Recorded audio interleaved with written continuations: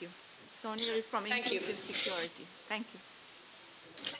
Thanks, and I'll pick up on a few things Sanam might have mentioned, as well as on Nala's remarks, but I want to dive a little bit more deeply into Canada's National Action Plan and talk about some ways to strengthen its implementation. And of course, echo what Nala was saying, that as a Canadian myself, it's a particular honor to address this committee, to dive into my own country's National Action Plan, and to finally get to use the word we when talking about a lot of these initiatives. So as a final speaker, I want to bring us back to the reason that we're having these conversations at all. So why 1325 matters, why national action plans are important, because I think it's a link that often gets lost. So recognizing women everywhere as powerful agents of change and incorporating them fully into our work is not something that we do because it benefits women and girls themselves. We do this because it's a strategic necessity. So Canada's National Action Plan is a foreign policy tool that, when implemented well, fundamentally strengthens all of our work to forge peace and security around the world. And ultimately, it's about returns on our investment of money and Canadian lives in Afghanistan, for example, about seeing peace talks in Syria actually lead to an agreement that endures. It's about reaching a negotiated solution between Israelis and Palestinians, for example, that will actually be accepted by people in both communities. And as Sanam was talking about, it's about defining and practicing Canadian leadership. My organization is called Inclusive Security, as Senator Jaffer mentioned, and when we were founded about 15 years ago, we used to be called Women Waging Peace. And while it was a much more resonant and somewhat easier to remember name, we actually changed it because we wanted to reinforce the message that these conversations were fundamentally about security. They were not fundamentally about women and girls. And I want to emphasize this because I think the link to this broader question is often forgotten. So we are a nonprofit organization based in Washington, D.C., and our goal is to increase the inclusion of women in peace and security processes around the world. And one of the most effective ways to ensure this inclusion is through national action plans. So NAPs have the potential to compel governments, multilateral institutions, and civil society to develop coordinated and actionable changes and to deliver sustained results. So nearly 2 years ago, and in collaboration with UN Women and ICANN and various others, we created an initiative called Resolution to Act, which has the goal of creating more high-impact national action plans around the world. And we did that because we believe that every country has something to learn and every country has something to teach when it comes to national action plans. So when Canada first created its NAP in 2010, there were about 18 countries in the world that had plans. Now there are about 43.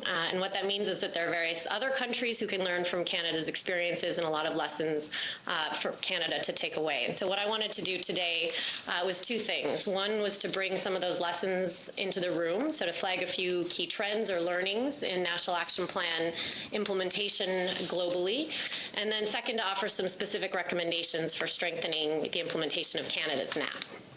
So in terms of NAP good practices, colleagues in some of the other panels have highlighted several, so I'm not going to repeat them, but I just want to mention three. First, there is a growing focus on impact, not just on activity. So as Nala was talking about, we really need to focus and strengthen our own argumentation on this case. So there's now been, over these 12-ish years, a lot of time and a lot of money invested in creating national action plans. And the question, rightly, is being asked, what difference does it make? And in particular, to my earlier point, not just for the lives of women and girls who participate in activities or programs or went to negotiations, but to overall security. So NAPs need to be set up to measure the difference that women's participation makes, not just whether or not they were present, as Sana was talking about. So a lot of NAPs are actually making good progress, but their indicators track what's easier to measure, which is process and inputs. And I believe that if we can't collectively make the case that effective NAPs lead to greater security, we're going to lose the global momentum that we have right now, and the quality of foreign policy everywhere is going to suffer. So the good news is that this can be done, and that we're all becoming increasingly sophisticated in our ability to evaluate impact, in part through sharing of good practices, but we can accelerate this shift significantly. Second thing we're seeing is a real streamlining and simplification of indicators. So the majority of countries who review their NAP and issue revised versions, issue versions that track fewer things, that set clear targets and resources for those things. I know there was a conversation earlier about targets, and some of the most effective NAPs do have targets. And then they track those things more thoroughly than they did in previous versions. So Bosnia, for example, with our support, just issued a revised national action plan that reduced the number of indicators from 120 to about 50. Third, there needs to be sustained attention to explicitly linking national action plans to other national security policies. So one of the fastest ways to ensure that a NAP is irrelevant is to isolate it from the rest of the government's policies, priorities, and strategies. So strong NAPs are integrated into national security strategies, military doctrine, et cetera, and they're also developed and implemented as Canada's in through a whole-of-government approach.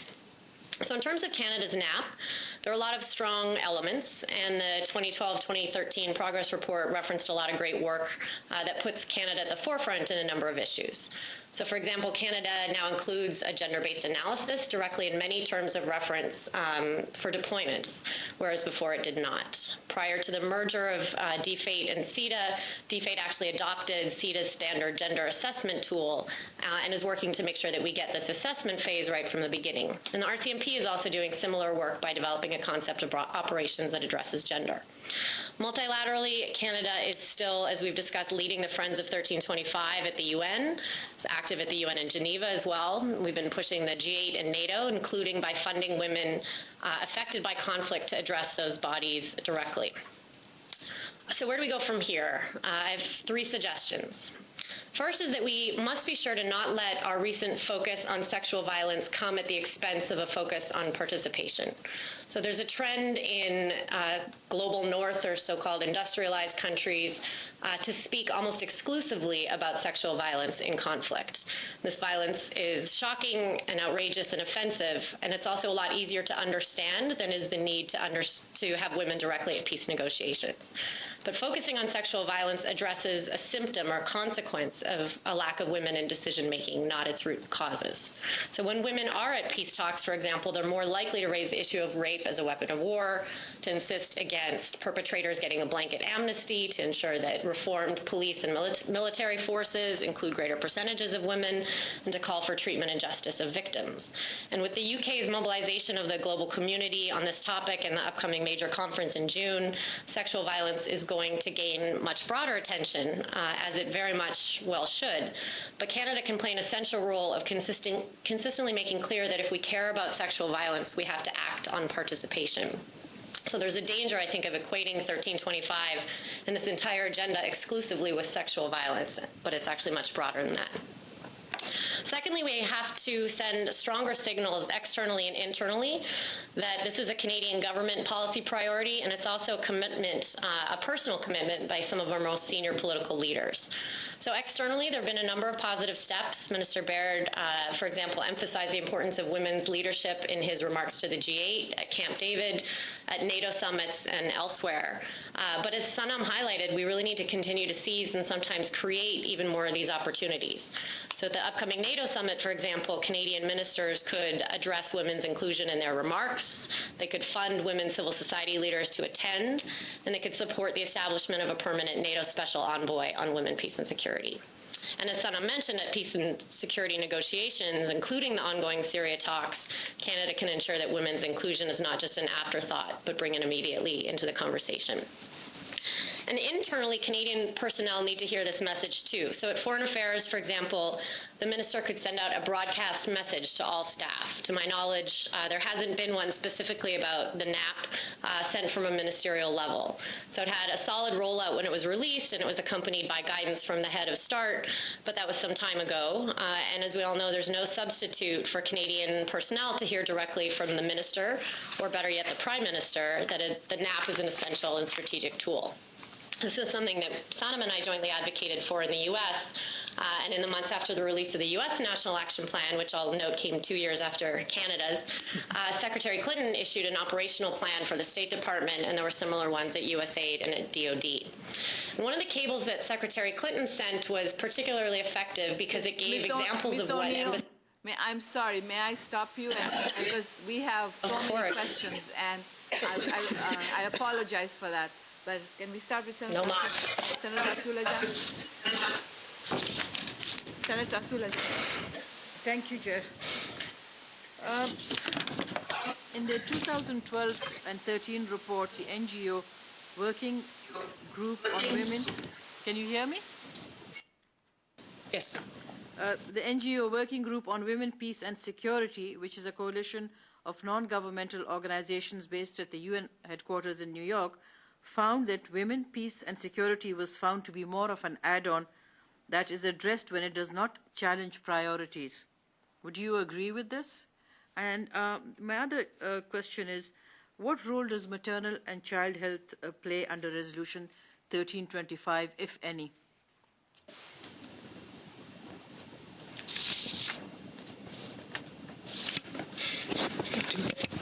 I can. So in terms of the add-on, I think that's absolutely correct, and I think that as Jackie mentioned, there really needs to be a linkage between the Women, Peace and Security agenda and the broader foreign policy agendas. And I would actually take this even further. In some of the work that we've been doing recently, looking at the rise of extremism across the Middle East, in the West Africa, East Africa, and parts of Asia, what we're looking at is trying to understand extremism from a gendered lens. What is going on? Who are these young men that are being recruited into whether they're Salafi movements, Talibs, and other types of groups, violent and non-violent? What are the social dimensions that are affecting them? The breadth and richness of information that you get really can shape and help us determine foreign policy, development policies, and so forth, as opposed to just thinking that we set an agenda here and then this is just another piece of it that we try and fit in. It really should be melded together in a much more significant way, because the problems that we're dealing with are very, very complex, and they're rooted in many of the sociocultural issues that we're dealing with. On the maternal health and child issues, 1325 does not directly deal with this issue. However, what it does do is it situates and gives voice and shape to the existence of women in conflict and crisis settings, and therefore their needs, whether it's in terms of housing, whether it's in terms of the types of health care that they need, and so forth. It really gives us. It's the first time that we begin to see the people that are affected by war and how they're affected by war. And I think that's really the strength of it. It's not so much that this is a women's agenda, it is that it is a peace and security or a crisis and conflict context agenda in which we begin to look at the ordinary people that are affected by it, whether they're men and women, older, young, children, and so forth. And one of the things that we've seen over the years is that as we've broadened and talked about women, for example, there's a whole sort of movement that's emerged and said, what about widows? And all of a sudden, we're looking at that subcategory of young women in Asia and other places, in Nepal and Sri Lanka, and the challenges of widowhood and being single mothers, for example. So it's also opened up the door for us to talk about men and sexual violence around men and their healthcare needs. So it's really a lens through which we begin to look at war and peace from a human perspective. Ms. O'Neill, do you want to add to anything? Sanam's covered it. Senator. Echo Sanam and say that I think. Oh, go ahead. Go ahead. Senator Eggleton? I have a question. Thank you very much for the presentations. They were all quite excellent, very informative. Ms. Naragi Underlini, you mentioned an independent fund that could be used to support women's grassroots movements, civil society organizations, as a means of strengthening their voice in dealing with peace and security issues in conflict areas. Can you tell me a little bit more about how that would work, who would administer it, and who would contribute the funding to it, and how we could be sure that it would get to the organizations when past efforts, multilateral efforts, have not produced that kind of flow-through? I think that one of the things that's emerged over the last 15 years is that we have a community of international organizations that are very widely connected with networks across conflict areas worldwide. In my own organization, we house the Global Network of Women Peace Builders, for example. They have over 70 organizations that are members. And what's extraordinary is that I think if between the three of us today, if somebody said we need to identify what's happening to women in Ukraine, we would probably, after 2 emails, be able to find the activists and the groups that are beginning to emerge. So we have at the international level a sort of a community that's emerged, and I think this community can together manage and administer such a fund. And of course, the funding would have to, it would be a mixture of sources. I think it would be a mixture of governments that are supportive and want to, if you want, don't want to retail, they actually want to give large funds and allow the $10,000, $20,000 grants to be given. It could be from the corporate sector, provided it's ethical. It can be from private individuals. So it can be a mixture of different types of organizations that could provide it. I'd be happy to give you more details. We've developed a concept note around this idea, and it's an evolving notion. Well, please send it to the secretary of the committee. We'd be happy to look at it. Thank you. I have a comment to make, and then I would appreciate the three of yours input. I have to share with you, and I think some of you heard me ask a number of witnesses beforehand, how disappointed I am with the Syrian peace process and how women have really stayed outside. And I've absolutely come to the conclusion, if there was another 1325 resolution around the 1325 resolutions, there would be one that nobody would be allowed to be the mediator until they understood all the resolutions, made a commitment that they would implement those resolutions and really understand the resolutions. As you heard Ms. McFerrin, Mary Lou McFerrin speak earlier, that the mediator for the Syrian peace process has not followed the 7 UN resolutions. I am very much aware of the work that UN Women has done around the margins to get the women to the peace process, but truthfully, I don't believe that's good enough. The women should be sitting at the table, and as we know in the peace processes, if women are not being trained with the men on how to negotiate and all the different issues, then they are already at a disadvantage. And enough said by me. I would very much appreciate from hearing from all three of you as to what you think we could do differently next time round. I know the Dutch government has played a very instrumental role in enabling the women to come to Geneva.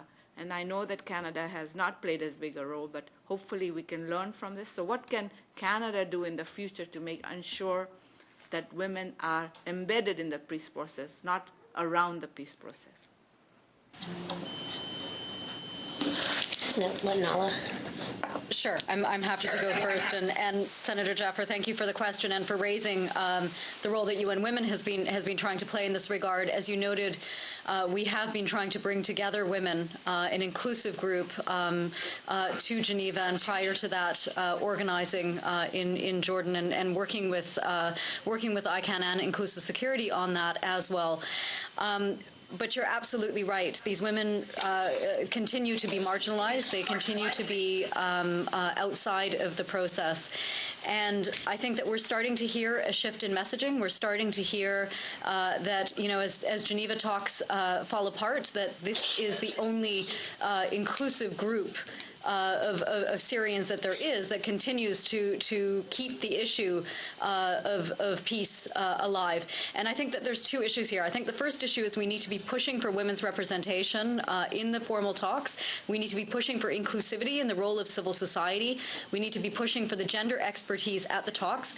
Special Envoy Brahimi has committed to having a senior gender advisor on his team, and we need to make sure that we're doing the follow-up to make sure that he has that expertise. But I think as the international community, we also need to shift the focus. Who is it that's at Geneva discussing the peace talks? Why are we not questioning the fact that the challenge that is brought to women's civil society, as Sanam said, is who do you represent? How do we know that you're legitimate? Are we asking these questions about the 2 parties that we've invited to the talks? Firstly, we say that Assad's regime is not a legitimate regime, and yet we're willing to negotiate with them. The opposition parties, have we put the same demands to them that we place on women? As the international community, there was actually a conversation that was had about Iran's possible participation in the talks. One of the most difficult discussions that the international community could have, and yet there's still no discussion at that level about women's participation and about a dedicated role for women at the talks. So I think it's critical that we question and shift, and that's a role that Canada can play. But we also need to shift the focus to where the women are. And what it is that they're achieving at the moment and how we build on that. Many of these women have been responsible, and Sanam can speak much more to this, have been responsible in communities for brokering local ceasefires to ensure that humanitarian assistance can reach their families in their communities. We're not achieving that at a national level. Perhaps we need to shift our focus and bring and highlight attention to what women are achieving at the community level, and how do we build on that? How do we build resilience in communities that haven't been affected by the conflict, so it doesn't spread to those communities? So I think those are some of the roles that Canada can draw attention to and really be a voice on with regards to Syria. Relini?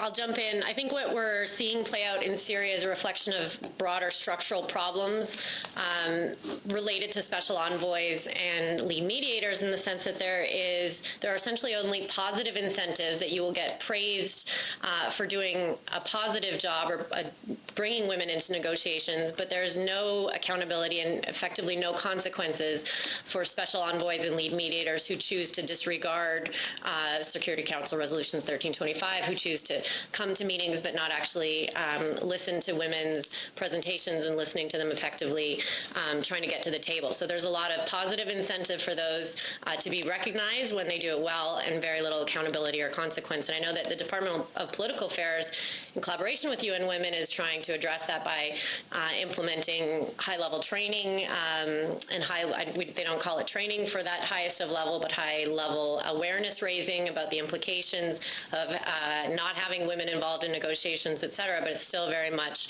a consequence-free environment. And I think it all goes back to what Nala was saying at the beginning, that we're not articulating our case in a way that links directly to the outcomes of those negotiations.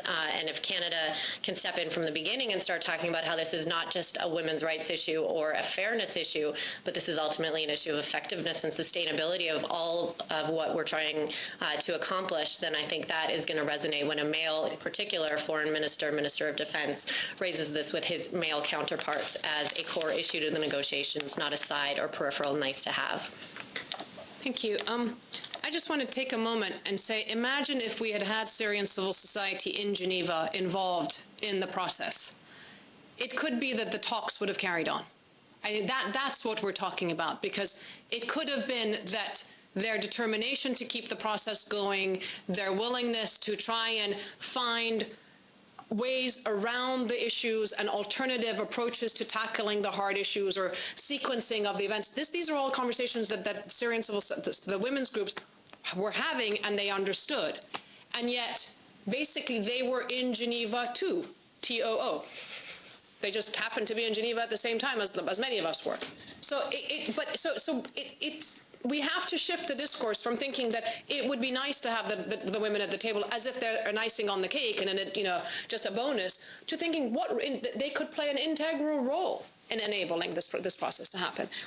And to me, this means that we need to make sure that engagement with women in civil society is integral to the mediation strategy of the envoys and the appointees from the very, very beginning. The minute you have an envoy appointed, they are making contact with different actors. The contact that is made can help undermine or empower those actors. Especially in the case of Syria and Libya, we as the international community anointed the opposition. They emerged, and we enabled them to be those people. We have been integral to the whole process of determining who gets a voice and who doesn't get a voice. And yet civil society, engagement with civil society in a systematic and structured way has not been evident in any of these cases, except in the case of Yemen. In the case of Yemen, we had an envoy who went out, who did engage, who used the UN the norms, if you want, to push for 30% women in the national dialogue process. Was it perfect? No. Are there going to be problems? Yes. But in the case, he did it in Yemen. Yemen is one of the poorest, most countries in the world, and they have women at the table. And yet, in the case of Syria, which is one of the most sophisticated, most educated populations in the world, with some of the most incredible social capital, we're still seeing them push back. It's not part of the mediation strategy. And as Jackie said, there is there's no recourse if you don't abide by these 7 resolutions. There's in fact, so long as the words are spoken, it's okay.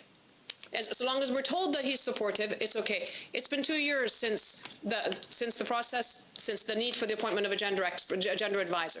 It hasn't happened. So there needs to be more accountability at the senior level. And coming to the question of the role of Canada, as I said before, we can advocate or we can act. And those of us who worked with the Dutch, it was an act. It was an action to bring the voice of Syrian civil society to New York at a strategic moment, to engage with the envoy, to ask for systematic engagement with him. So they changed the dynamics, and that's why we got as far as we did in terms of the UN Women role and the interactions between Syrian activists and very high-level diplomats and government personnel across the board. But we need to now redo that and go back to the drawing board in a sense. And I think Canada can take a leading role and engage with the Dutch and the other countries that are so supportive of this and change the framework a little bit. I want to thank all 3 of you. Ms. O'Neill and Ms. Androlini are not new to this committee, and we certainly look forward to hearing from Ms. Walji in the future. We do this on a regular basis, and I want to thank all 3 of you. And on a personal note, I want to say that we sitting here are very proud to see that 2 Canadians are representing us in New York and Washington, D.C. gives us great pride. And, Ms. Androlini, you've been a great friend of Canada for many years. You've been in this process working with us since 2000. So, as you said, you're an honorary Canadian. So we take pride in the work you do and how you represent the issues of women, which are very close to our committee as well. Thank you very much for your presentations. Thanks. Thank you. Thank you very much. Senator Jaffer.